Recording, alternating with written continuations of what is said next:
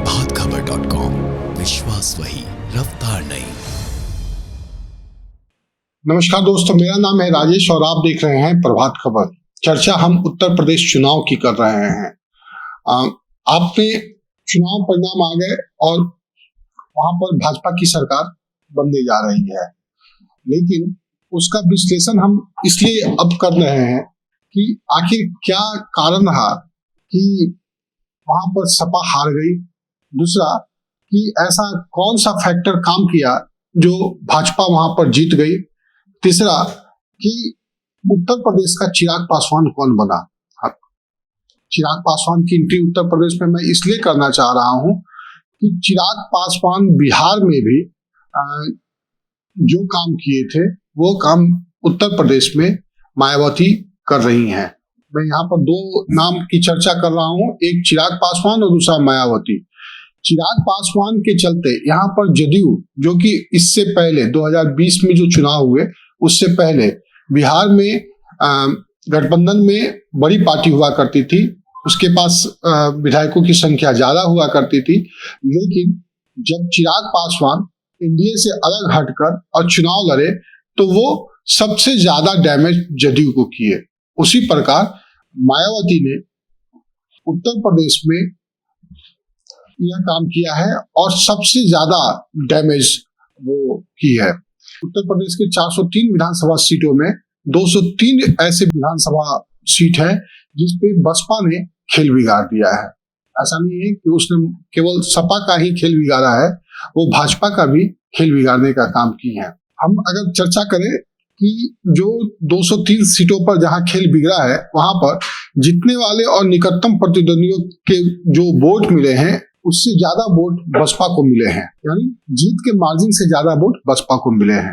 इसी प्रकार 137 सीटों पर बसपा ने सपा और उसके गठबंधन का खेल बिगाड़ा और 91 सीटों पर बसपा ने भाजपा के और उसके गठबंधन का खेल बिगाड़ने का काम किया है। ये खेल जो बिगड़ा, यहाँ पर मैं एक चीज और चर्चा करना मैं जरूरी समझ रहा हूँ कि ये खेल बिगाड़ने का काम कैसे हुआ। जब आप उत्तर प्रदेश विधानसभा सीट के बारे में जानते होंगे, उत्तर प्रदेश तो 122 सीट ऐसा था जहां पर बसपा ने सपा के ही जात के उम्मीदवार को खड़ा कर दी थी। बसपा वहां पर जहां यादव बहुल क्षेत्र था और सपा वहां अपना प्रत्याशी यादव को बनाया था, बसपा ने वहां पर यह काम किया और उसने अपने यादव प्रत्याशी देकर वहां पर सपा के वोट बैंक को वोटों में विभाजन करने का काम की। इसी प्रकार जहां सपा ने मुस्लिम अल्पसंख्यक क्षेत्र में, मुस्लिम बहुल क्षेत्र में मुसलमान प्रत्याशियों को जब अपना प्रत्याशी बनाया तो बसपा ने भी वहां मुसलमान प्रत्याशी देकर और सपा के प्रत्याशी को हराने का काम करने वाले। मेरे कहने का वोट के मार्जिन से जो चर्चा मैंने पहले की कि वोट के मार्जिन में उसके वोट संख्या ज्यादा आए तो जिसके चलते सपा के प्रत्याशी की हार हुई। ऐसा नहीं है कि ये इसके चलते सबसे ज्यादा नुकसान सपा का हुआ, भाजपा का भी हुआ, बल्कि अपेक्षाकृत कम हुआ है। ये 122 सीटों की अगर हम चर्चा करें तो इस 122 सीटों पर 44 पर सपा किसी प्रकार जीत गई और सब पर हार गई है। इसलिए मैं कह रहा हूं कि 122 सीटों पर बसपा ने यादव और मुसलमानों को अपना प्रत्याशी खड़ा करके वहां पर खेल बिगाड़ने का यानी वोट कटुआ का भूमिका अदा की है।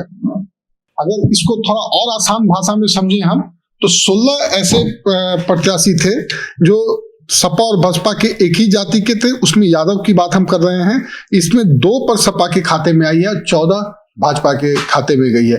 तो इस प्रकार आप समझ सकते हैं कि सपा और भाजपा के बीच में जो उत्तर प्रदेश में कांटे की टक्कर थी, वहां पर बसपा के एंट्री के चलते सपा का खेल बिगड़ा है और वो सत्ता की सीढ़ी पे पहुंचते पहुंचते रह गई है। हालांकि सपा का वोट बैंक बढ़ा है पिछले चुनाव की अपेक्षा, सीट भी बढ़े हैं और अगर बसपा का इस वोट कठुआ की भूमिका में नहीं होती तो इस बार संभवतः सरकार बनाने की स्थिति में सपा होती।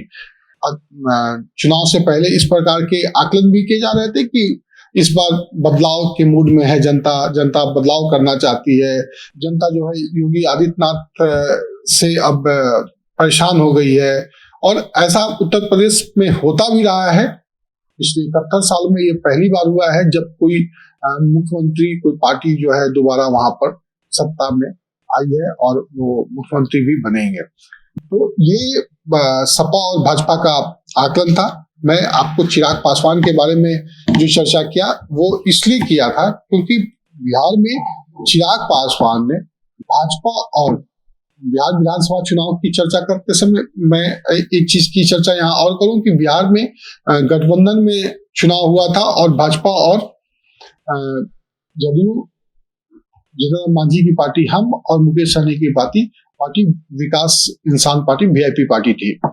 इसमें लोजपा भी शामिल हुआ करती थी, लेकिन लोजपा को टिकट कम सीट मिल रहे थे। इसके कारण चिराग पासवान ने अलग चुनाव लड़ने के लिए, माने दोनों से इतर चुनाव लड़ने का फैसला किया और उसके इस फैसले के कारण कल तक, मतलब जो अभी तक, इससे पहले तक गठबंधन में भाजपा और जदयू के जो गठबंधन थे उसमें जो चुनाव होते थे जदयू की सीटों की संख्या, माने विधायकों की संख्या ज्यादा हुआ करती थी और बात करें अगर भाजपा की तो वो छोटी, मतलब इसलिए कहा भी जाता था बिहार में बड़े भैया और छोटे भैया, माननीय नीतीश कुमार को बड़े भाई जदयू के रूप में और छोटे भाई सुशील मोदी के रूप में कहा जाता था। लेकिन चिराग पासवान के इस फैसले के बाद अब पूरा समीकरण बदल गया। भाजपा जो है बड़ी पार्टी ही नहीं बनी, बिहार में दूसरी सबसे बड़ी पार्टी बनी। पहले नंबर पर आरजेडी है, दूसरे नंबर पर भाजपा बनी और तीसरे नंबर पे आ गई जदयू। जो जदयू बिहार की सबसे बड़ी पार्टी हुआ करती थी, एक नंबर पे हुआ करती थी, चिराग पासवान के एक फैसले से वो तीसरे नंबर पे आ गई। तो इसको लेकर यहाँ पर जदयू का कद कम हो गया और वो तीसरे नंबर की पार्टी हो गई। हालांकि वहां पर ऐसा कोई समीकरण नहीं था उत्तर प्रदेश में, दोनों अलग अलग चुनाव लड़े थे, दोनों में कांटे की टक्कर थी, लेकिन वहां पर मायावती अगर बहुत कठुआ की भूमिका में नहीं होती तो शायद सीन कुछ और होता। ऐसे वहां पर अब भाजपा की सरकार बन गई है। योगी आदित्यनाथ मुख्यमंत्री की शपथ लेने की तैयारी में है। विपक्ष में अब अखिलेश यादव बैठेंगे। कांग्रेस को 2 सीट मिली है और बसपा को 1 सीट। मतलब आप ऐसा समझें कि 1 सीट जीतने वाली उत्तर प्रदेश विधानसभा में 1 सीट जीतने वाली बसपा ने 203 सीटों पर खेल बिगाड़ दिया है। ऐसे ही तमाम राज्यों से जुड़ी हुई अपडेट वीडियो देखने के लिए आप हमारे साथ बने रहें। नमस्कार। प्रभातखबर.com, विश्वास वही, रफ्तार नहीं।